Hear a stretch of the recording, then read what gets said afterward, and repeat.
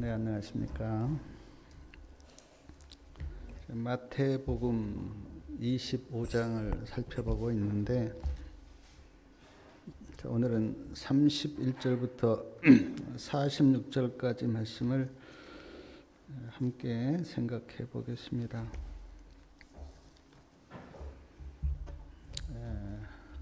오늘 말씀은 예수님께서 하나의 실례를 들어서 이렇게 말씀하신 말씀이기에 어렵지 않습니다. 읽기만 해도 다 이해가 되는 말씀이어서 제가 쭉 한번 읽어볼까 합니다. 마태복음 25장 31절부터 보면 인자가 자기 영광으로 모든 천사와 함께 올 때에 자기 영광의 보좌에 앉으리니 모든 민족을 그 앞에 모으고 각각 분별하기를 목자가 양과 염소를 분별하는 것 같이 하여 양은 그 오른편에 염소는 왼편에 두리라.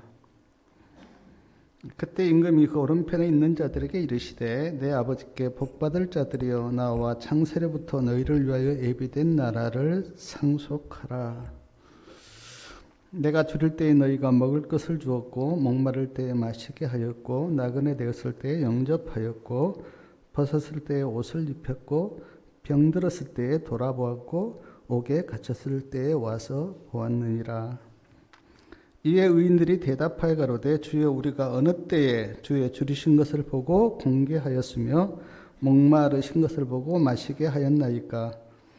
어느 때에 나그네 되신 것을 보고 영접하였으며 벗으신 것을 보고 옷 입혔나이까.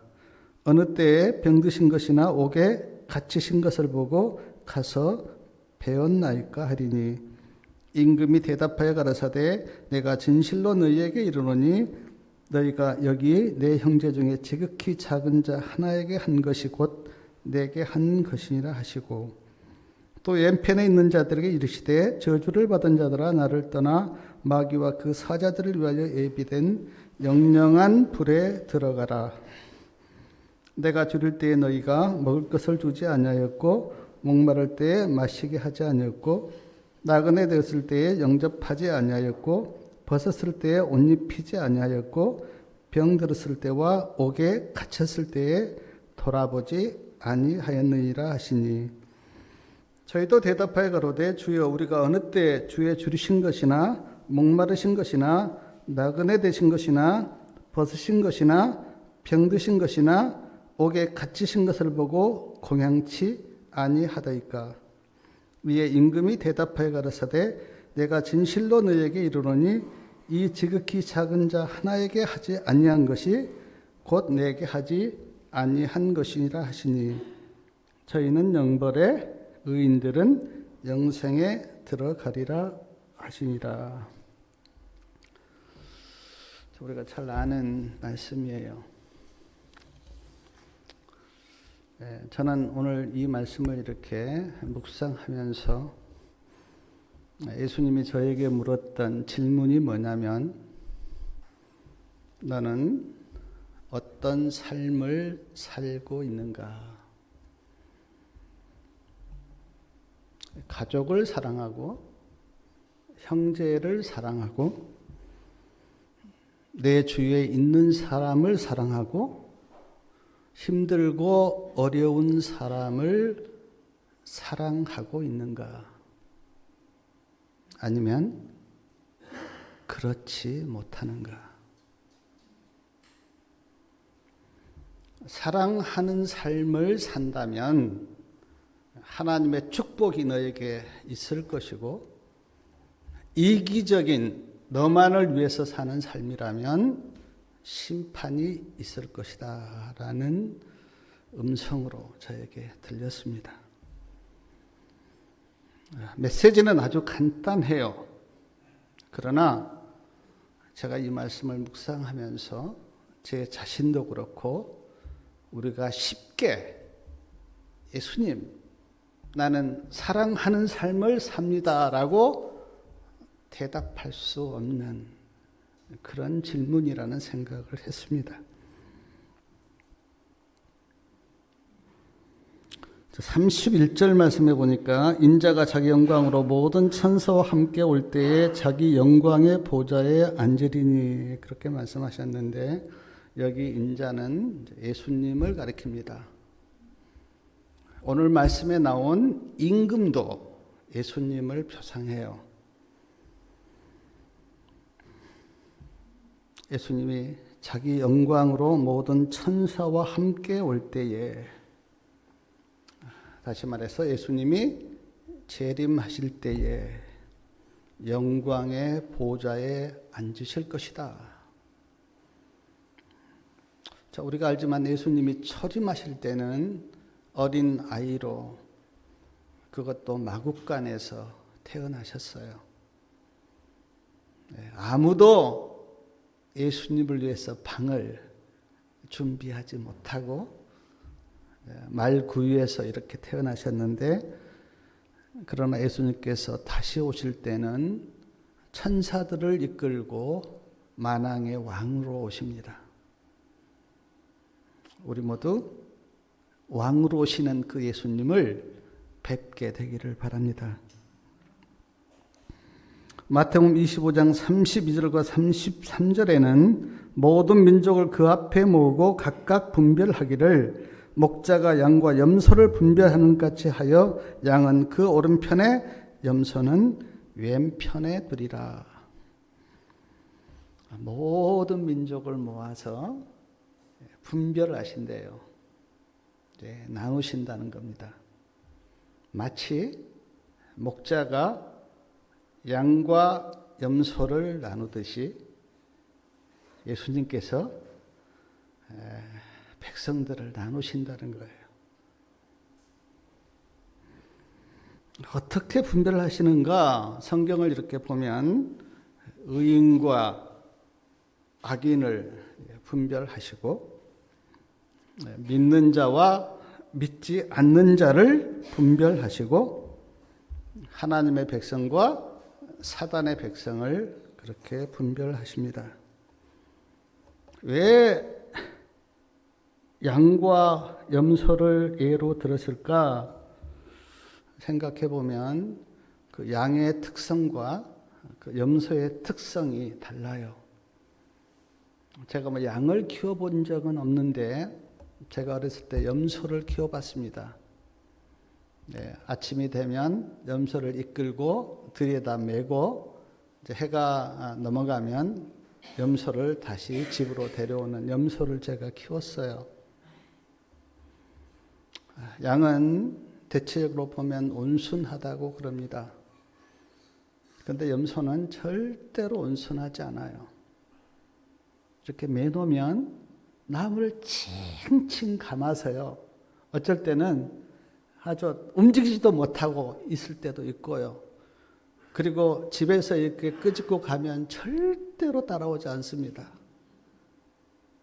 그래서 끌든지 아니면 막대기로 뒤에서 때리든지 해서 그렇게 갈 때가 있었는데 염소는 그래요. 그리고 염소는 이렇게 모이질 않습니다. 자기 마음대로 날뛰어요. 근데 양은 굉장히 주인을 따르고 또 온순하고 모이기를 잘하고, 그래서 지금 여기에서 양을 하나님의 백성으로 표상하고 염소를 사탄의 백성으로 그렇게 표상한 거예요. 오른편과 왼편으로 나눈 다음 오른편에 있는 자들에게 이렇게 축복하셨는데, 마태복음 25장 34절 말씀을 다 같이 한번 읽어보겠습니다. 34절이요. 그때 임금이 그 오른편에 있는 자들에게 이르시되 내 아버지께 복받을 자들이여 나와 창세로부터 너희를 위하여 예비된 나라를 상속하라. 자, 하나님께서 축복하셨습니다. 복받을 자들이여 나와서 창세로부터 너희를 위해서 예비된 나라를 상속받으라. 창세로부터 예비된 나라, 그 나라가 오늘 우리가 기다리고 있는 천국, 하늘나라, 그렇게 볼 수가 있습니다. 예수님께서 이 땅에 오셔서 여러 번 말씀하신 말씀이 뭐냐면 천국에 대한 설교였어요. 제가 뭐 사복음서를 다 찾지 못하지만 마태복음에서 있는 말씀만 몇 말씀 읽어드리면 마태복음 13장 24절 천국은 좋은 씨를 밭에 뿌린 사람과 같다. 마태복음 13장 31절 천국은 마치 사람이 자기 밭에 갖다 심은 겨자씨 하나를 같다. 마태복음 13장 33절 천국은 마치 여자가 가루 서말 속에 갖다 넣어 전부 부풀게 한 누룩과 같다. 마태복음 13장 44절 천국은 마치 밭에 감추인 보화와 같다.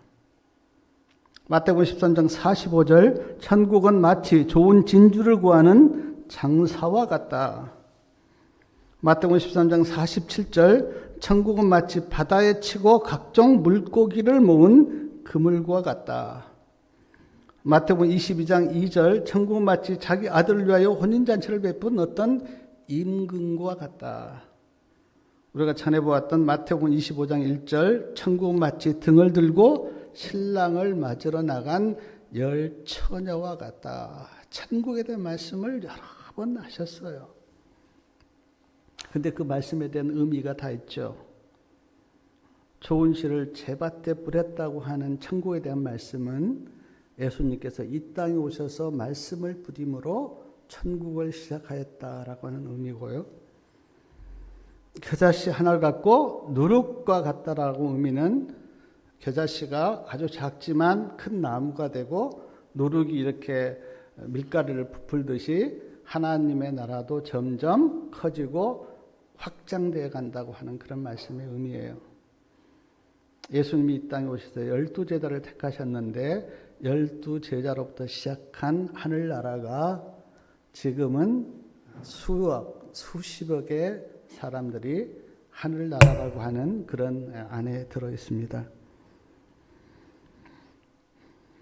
밭에 감추인 보화 같고 좋은 진주를 구하는 장사와 같다라고 하는 말씀은 천국을 어떻게 얻는가를 이렇게 설명하는 말씀이고 각종 물고기를 모은 그물과 같은데 좋은 것은 그릇에 담고 못된 것은 내버린다고 하는 말씀은 심판을 통과한 다음에 천국에 들어간다고 하는 말씀이고 혼인잔치를 베푼 임금과 같다고 하는 말씀은 예수님께서 우리를 천국으로 초청하셨다고 하는 말씀이고 열처녀가 신랑을 만나기 위한 그런 열처녀의 비유는 예수님을 만나야 천국에 들어갈 수 있다고 하는 그런 비유들을 예수님께서 하셨어요. 천국이 중요하기 때문에 우리 성도님들은 이 천국에 대한 말씀을 아주 귀담아 들으시고 어떻게 천국에 들어갈 수 있는지 깨닫기를 바랍니다. 마태복음 25장 41절에 보면 정반대의 말씀을 하셨는데 여기는 책망의 말씀을 하셨어요. 저주를 받은 자들아 나를 떠나가 마귀와 그 사자들을 위하여 예비된 영영한 불에 들어가라. 영영한 불에 들어가라. 근데 마귀와 그 사자들을 위하여 예비된 영영한 불 그랬어요. 그래서 불심판은 원래 하나님께서 마귀와 그 사자들을 위해서 불심판을 예비하셨어요. 근데 우리가 마귀 편이 되면 마귀에게 속해 있으면 우리도 함께 들어갈 수밖에 없다고 하는 이제 그런 말씀이죠. 그래서 시대의 소망 637페이지에 보니까 이 양과 염소의 비유가 심판날의 광경을 말씀하고 있다. 그렇게 증언에는 기록되어 있었습니다. 자, 누가 천국에 들어가고 누가 불심판을 받을 것인지 아까 제가 쭉 읽었는데 임금이 이렇게 말씀을 했어요.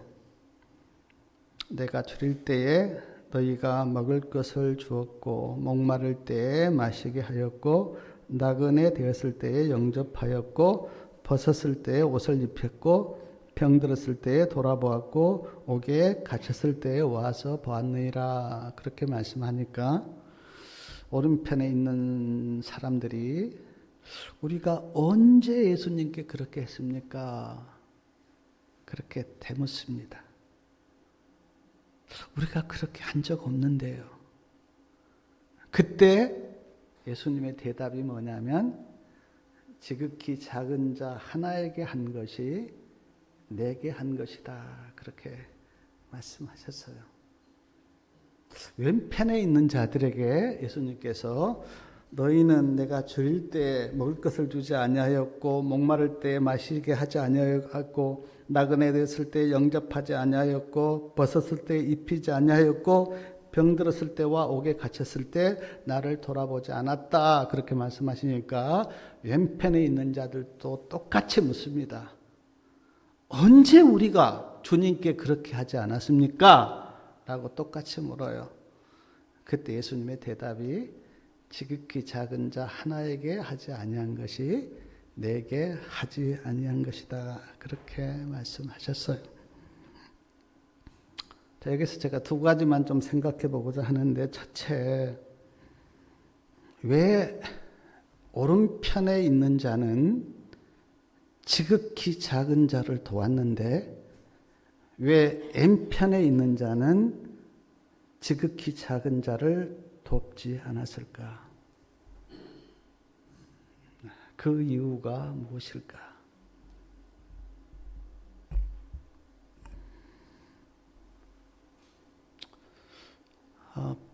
분명한 한 가지 사실은 오른편에 있는 자는 그의 마음속에 사랑이 있었고 불쌍히 여기는 마음이 그들에게는 있었습니다.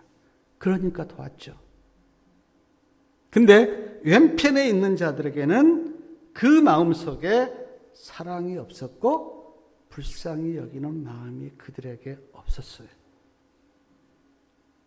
왜 오른편에 있는 사람에게는 사랑이 있었는데 왜 왼편에 있는 자에게는 사랑이 없었을까?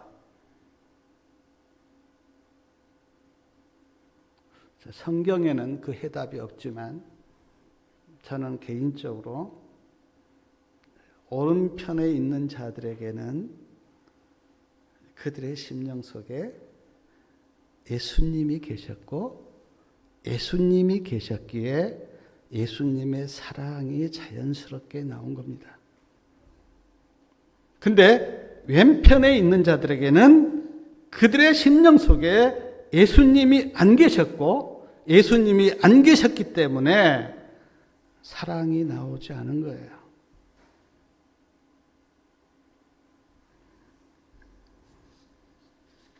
그러므로 왼편에 있는 자들과 오른편에 있는 자들의 차이는 다른 것이 아닙니다. 예수님이 그의 심령 속에 계시는가 계시지 않는가의 차이였어요.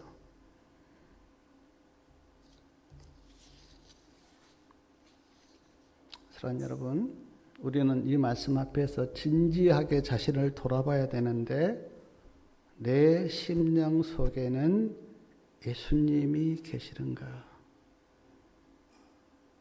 그래서 예수님의 사랑이 자연스럽게 흘러나가고 있는가? 아니면 예수님이 안 계시는가? 우리가 부인할 수 없는 한 가지 사실은 예수님이 내 심령 안에 계시면 자연스럽게 예수님의 사랑이 흘러요. 그러나 내 심령 속에 예수님이 안 계시면 아무리 사랑하라라고 이야기해도 사랑이 나오지 않습니다.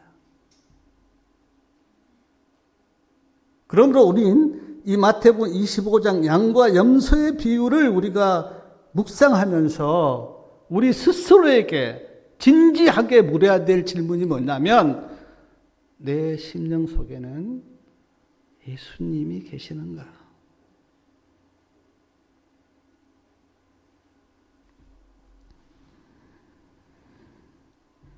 또 하나 제가 이 말씀 이렇게 묵상하면서 깨달았던 게 뭐냐면, 지금 이제 임금은 예수님을 표상합니다.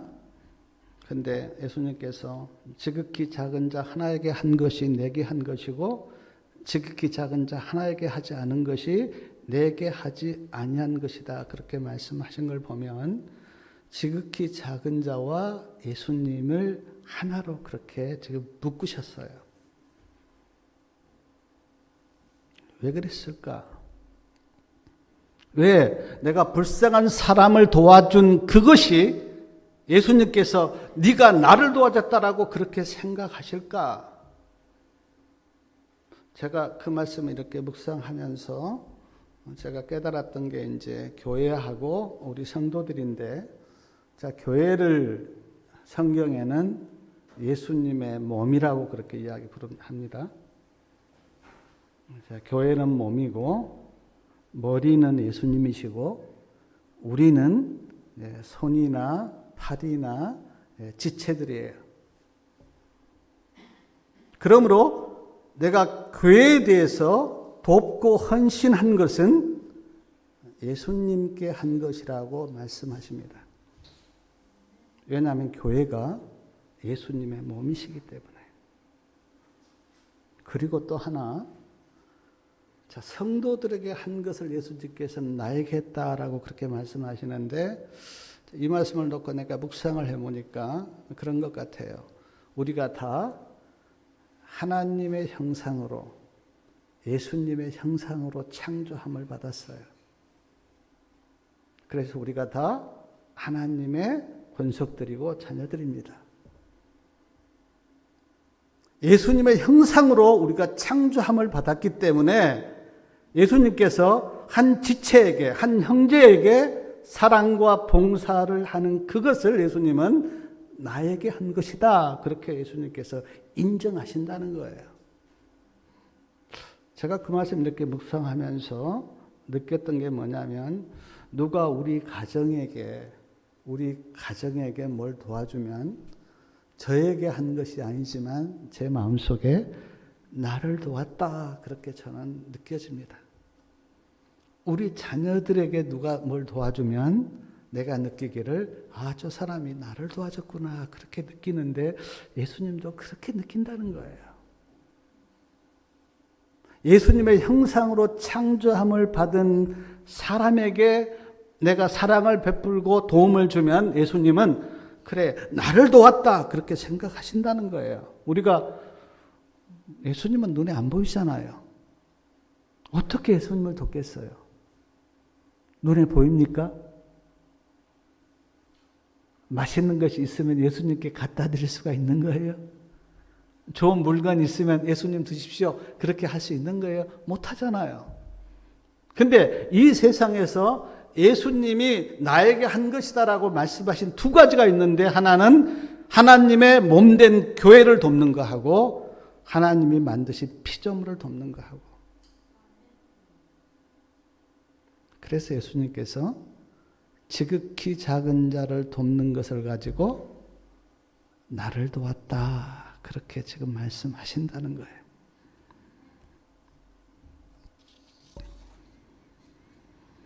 특별히 제가 시대소망을 읽어보니까 여기 지극히 작은 자를 이제 넓게 보면 모든 하나님의 백성들이지만, 좁게 보면 예수님을 전하다가 매맞고 감옥에 들어가고 굶주리고 또 어려움을 당한 그 영혼들을 예수님께서 지극히 작은 자다, 그렇게 불렀다는 거예요.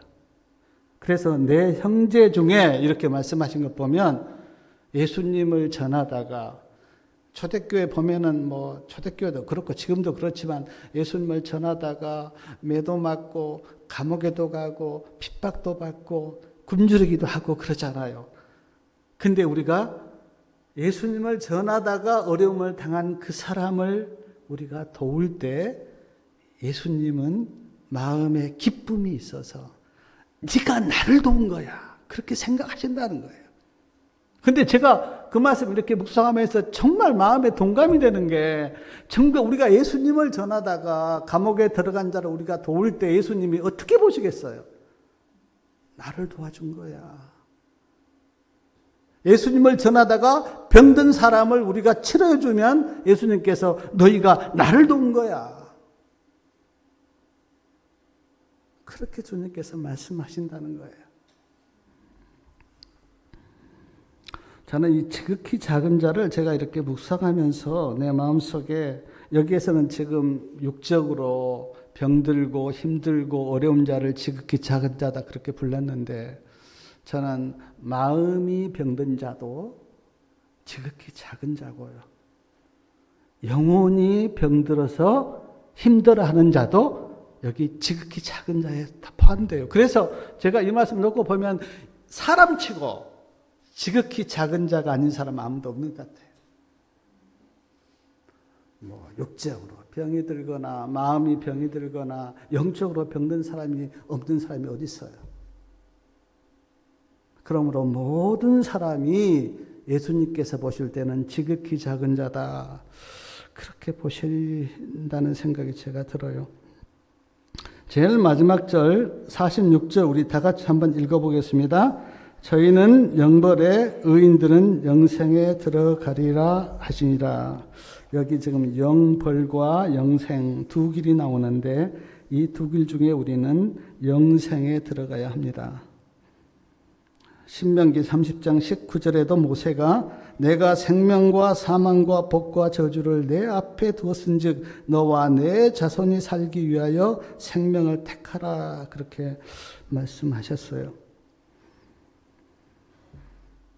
예수님께서 지극히 작은 자를 어떻게 대했는가를 보고 이제 오른편과 왼편으로 나누셨어요.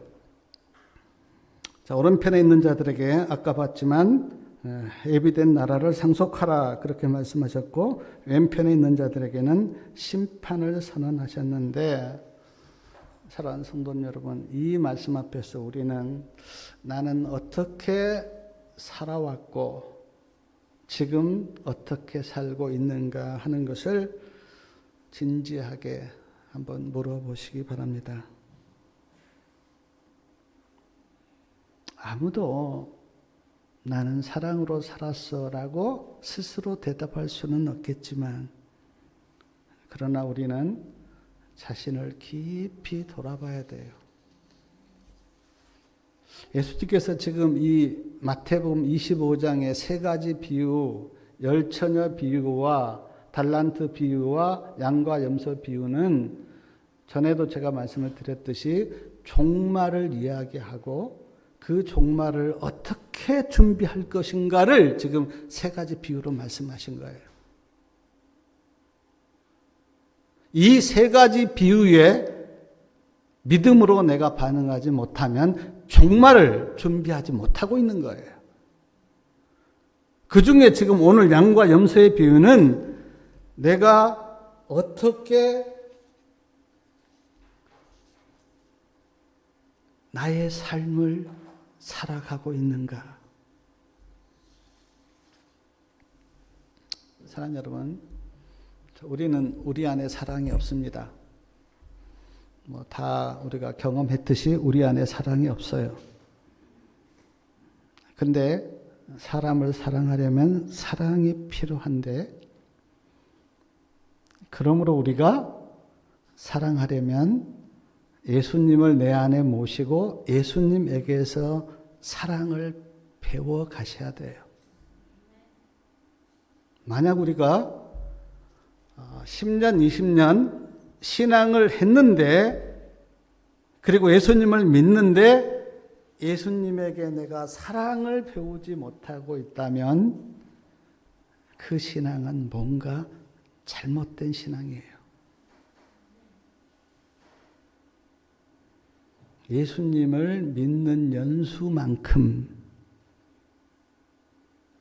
사랑을 배워가셔야 돼요. 예수님을 아는 것만큼 마땅히 사랑을 배우셔야 돼요.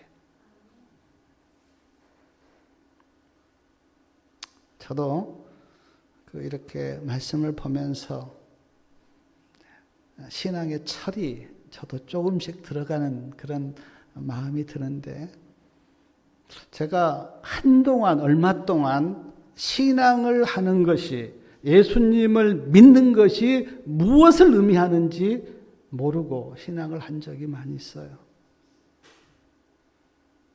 10년, 20년 예수님 믿고 예수님을 알았다면 사랑을 배워가셔야 돼요. 만약 사랑을 배워가지 못하고 있다면 그 사람이 목사든 장로든 그 신앙은 헛된 거예요. 예수님을 믿는다. 그게 뭡니까? 교회 나온 겁니까? 성경 지식 많이 아는 겁니까? 교회 와서 직분 가지고 그냥 행세하는 것이 예수 믿는 겁니까? 내가 예수님을 알아가고 있다라고 하는 그 의미가 뭡니까? 오늘 말씀에서는 사랑을 배워가는 것이다. 물론 우리가 말로 예수님을 찬양하고 또 말로 신앙을 고백하고 또 말로 감사하고 다 좋아요. 그러나 제가 성경을 자세히 보니까 예수님은 우리의 말보다는 내가 어떻게 살고 있는가를 보세요. 내가 사랑으로 살고 있다면 오늘 말씀에서 보면 오른편에 속한 사람이 될 것이고, 나에게 사랑이 없다면 내가 목사든 장로든 교회를 30년 50년을 다녔던 그 사람은 왼편으로 갈 수밖에 없는 그런 운명이에요.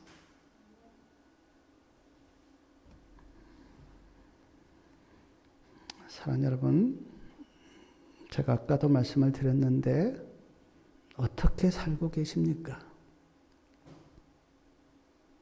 네, 가까이 있는 사람부터 사랑으로, 그리고 내가 만나는 모든 사람에게 사랑을 나누어주고 그들에게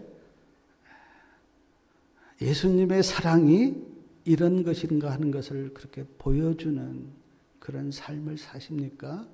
아니면 예수님을 믿는다 하면서도 전혀 세상 사람들과 똑같은 그런 삶을 사십니까? 오늘 지금 양과 염소의 비유는 우리에게 그 질문을 우리에게 던지고 있는 거예요. 너에게 예수님이 계시고 그리고 그 예수님의 사랑이 나타나고 있는가? 아니면 그렇지 못한가? 그것을 예수님께서 보시고 양과 염소로 오른편과 왼편으로 분별하신다는 겁니다. 저도 이 말씀 앞에 굉장히 제가 회개도 나오고, 그래 제가 사랑으로 살지 못했습니다. 그러나 지금부터는 내가 예수님께 사랑을 배워가서 그 사랑을 조금씩 나누어주는 그런 삶을 살겠습니다라는 그런 고백이 나왔는데, 오른편과 왼편의 결과에 대해서는 우리가 명확하게 배웠잖아요. 오른편에 있는 자들에게는 창세로부터 예비된 나라를 상속하라라고 하는 놀라운 축복이 주어졌고, 왼편에 있는 자들에게는 불심판에 들어가는 그런 말씀을 하셨는데, 우리는 이 말씀을 그냥 지식적으로 흘러가는 말로 듣지 말고 굉장히 내 자신을 돌아보는 심각한 말씀으로 들으셔야 돼요. 그리고 내 신앙의 길을 다시 한번 점검하셔야 돼요. 만약 우리가 예수님 앞에 나왔는데 그 예수님의 십자가의 사랑, 그 정말 그 깊고도 넓은 그 사랑을 배워가지 못하고 있다면 내 신앙은 뭔가 잘못된 신앙이에요. 그리고 그 신앙은 10년, 20년, 30년을 믿어도 아무 의미가 없습니다. 그러나 세상에 없는 그 사랑을 예수님에게서 배워가고 있다면 그것처럼 가치 있는 것은 없어요. 전에는 나에게 사랑이 없었는데 예수님이 내 안에 들어오셔서 내가 그 예수님의 사랑을 조금씩 배워가는 사람이라면 그건 놀라운 일이에요. 그리고 하나님께서 그를 축복하세요. 너는 내가 창세로부터 예비한 그 나라에 너는 들어와라. 그러나 내가 신앙을 하면서도 이 사랑을 배우지 못하고 똑같다면 그것처럼 안타까운 일은 없어요. 사랑하는 여러분, 오늘 이 말씀 앞에서 우리는 자신을 돌아보면서 진지하게 물어야 돼요. 나는 성경을 보고 교회를 나오고 예수님을 믿고 있는데 그 주님의 사랑을 내가 배워가고 있는가? 아니면 그렇지 못한가? 그래서 정확하게 이야기하면 예수님을 오래 믿었다면 달라지셔야 돼요. 그게 맞는 거예요. 안 달라지고 있다면 뭔가 잘못된 신앙을 하고 있는 거예요. 왜냐하면 사랑을 배우기 때문에. 오른편에 있는 자들은 그도 똑같은 인간이에요. 그러나 사랑을 배웠어요. 그리고 그 사랑을 나눠줬어요. 왼편에 있는 자들도 똑같은 사람이에요. 차이는 없어요. 그런데 이들은 사랑을 배우지 못했고 그러므로 사랑을 나눠주지 못한 거예요. 사랑하는 여러분, 설교를 마치면서 호소하고 싶은 게 결코 내 자신이 우리 성도님보다 낫다는 건 결코 아닙니다. 저도 똑같아요. 그러나 제가 이 시간 간절히 호소하고 싶은 게 뭐냐면 우리가 예수님을 믿고 신앙을 하고 있다면 그 사랑을 배워갑시다. 그 사랑을. 그래서 1년, 2년, 5년, 10년 예수님을 믿었다면 내 스스로도 그래 내가 변했구나. 전에는 사랑하지 못했는데 이제는 사랑이 나가구나. 내 스스로도 느껴야 되고 다른 사람도 느껴야 돼요. 우리가 이 말씀이 굉장히 심각한 게 한국에 예수님을 믿는 사람은 수많이 있는데 그들이 과연 그리스도 안에서 사랑을 배워서 사랑을 실천하고 있는가라고 묻는다면 거기에 대한 대답은 회의적일 수밖에 없어요. 왜냐하면 세상이 안 변하기 때문에. 큰 교회 보면 예배를 드리고 나오는데 구름대 같습니다. 몇만 명이 예배를 드리고 나와요. 그런데 세상은 안 변해요. 흩어지면 흔적이 없습니다. 왜냐하면 예수님 안에서 사랑을 배우지 못했기 때문에. 예수님은 사랑이세요. 요한일서에 보면 하나님은 사랑이시라 그렇게 말씀하셨어요. 근데 하나님이 사랑이고 예수님이 사랑인 것으로 끝나는 게 아니라 우리는 예수님을 믿고 예수님 옆에 나왔기 때문에 그 사랑을 우리가 조금씩이라도 배워가는 게 우리의 특권이고 의무예요. 그리고 그가 오늘 말씀에 보면 오른편에 속해서 하나님의 축복을 받을 사람이에요. 자, 여러분, 우리는 죄인이고 사랑이 없는 그런 사람이지만, 그러나 우리가 예수님을 알고 예수님 옆에 나왔기 때문에 사랑을 배워서 사랑의 사람이 되시기 바랍니다. 그것이 복음의 능력이고 그것이 복음이 위대하다고 하는 놀라운 기쁜 소식이에요. 그것을 예수님께서 원하시기 때문에 오늘 지금 마태복음 25장에 양과 염소의 비유를 들어서 우리에게 말씀하고 있어요. 그래서 우리에게도 창세로부터 예비된 그 천국, 그 나라에 다 들어오라고 하는 주님의 복된 초청을 받으시고 우리가 다 함께 하늘에 가서 하나님의 백성으로서 영원히 살기를 기도하는 마음으로 제가 호소드리고 그 말씀이 꼭 우리에게 응하시기를 바라면서 말씀을 마치겠습니다.